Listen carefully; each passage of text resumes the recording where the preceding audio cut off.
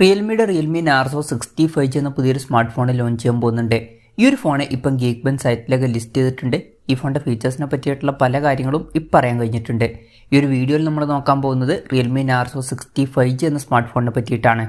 ആദ്യം നമ്മൾ ഫീച്ചേഴ്സും കാര്യങ്ങളൊക്കെ നോക്കുകയാണെന്നുണ്ടെങ്കിൽ Realme Narzo 65യിൽ 6.43 ഇഞ്ചിൻ്റെ full HD plus AMOLED display വന്നേക്കാം. പിന്നെ ഡിസ്പ്ലേയിൽ 90 ഹെർട്സിൻ്റെ റിഫ്രഷ് റേറ്റ് ഒക്കെ സപ്പോർട്ട് ചെയ്തേക്കാം. 180 ഹെർട്സിൻ്റെ ടച്ച് സാമ്പിളിംഗ് റേറ്റും ഇതിൽ വരുന്നതായിരിക്കും. പഞ്ചോൾ ഡിസൈൻ ആയിരിക്കും ഈ ഫോണിൽ വരിക. പഞ്ചോൾ വരിക ടോപ്പ് ലെഫ്റ്റ് ഭാഗത്തായിട്ടായിരിക്കും. പീക്ക് ബ്രൈറ്റ്നസ് 1000 നിറ്റ്സ് വരെ വന്നേക്കാം.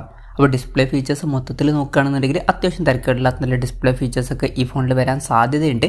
പിന്നെ Realme 9 5Gയിലൊക്കെ LCD പാനലായിരുന്നു വന്നിട്ടുണ്ടായിരുന്നത്. അപ്പം ഈ ഒരു അമോലെഡ് ഡിസ്പ്ലേ വരുന്നു എന്നുള്ളത് ഒരു അപ്ഗ്രേഡ് തന്നെ ആയിരിക്കും.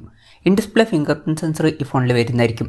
പ്രോസസ്സറിൻ്റെ കാര്യത്തിലോട്ട് വരികയാണെന്നുണ്ടെങ്കിൽ ഈ ഒരു ഫോണിൽ mediatekൻ്റെ dimensity 6020 എന്ന പ്രോസസ്സറായിരിക്കും വരിക എന്നാണ് റിപ്പോർട്ടുകൾ പറയുന്നത്. ഇപ്പം ഈ ഒരു ഫോൺ ഗീക്ബെൻ സൈറ്റിലൊക്കെ ലിസ്റ്റ് ചെയ്തിട്ടുണ്ട്. ഈ ഒരു പ്രോസസ്സറിൻ്റെ കാര്യം പറയുകയാണെന്നുണ്ടെങ്കിൽ ഇത് ബേസിക് ആയിട്ടുള്ള ഒരു 5G പ്രോസസ്സറാണ്. മുമ്പ് ലോഞ്ച് ചെയ്തിട്ടുള്ള mediatek dimensity 700 എന്ന പ്രോസസ്സറിൻ്റെ ഒരു റീബ്രാൻഡഡ് വെർഷനാണ് ഈ ഒരു പ്രോസസ്സർ. ബേസിക് ആയിട്ടുള്ള ഒരു 5G പ്രോസസ്സറായിരിക്കും ഈ ഫോണിൽ വരിക.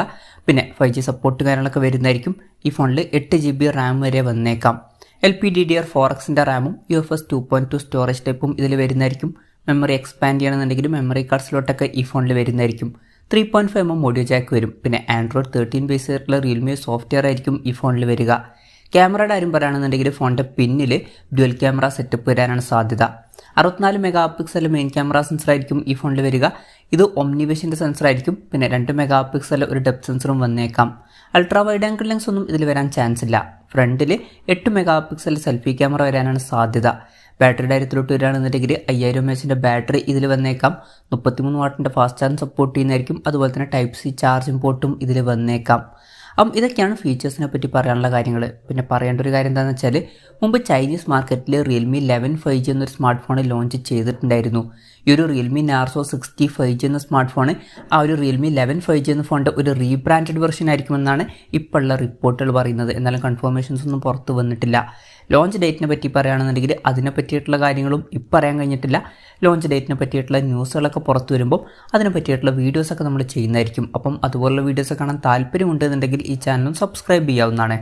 വിലയുടെ കാര്യം പറയുകയാണെന്നുണ്ടെങ്കിൽ Realme 11 5G എന്നുള്ള സ്മാർട്ട് ഫോൺ ചൈനീസ് മാർക്കറ്റിൽ 19,000 രൂപ പ്രൈസ് റേഞ്ചിലായിട്ടാണ് ലോഞ്ച് ചെയ്തിട്ടുള്ളത്.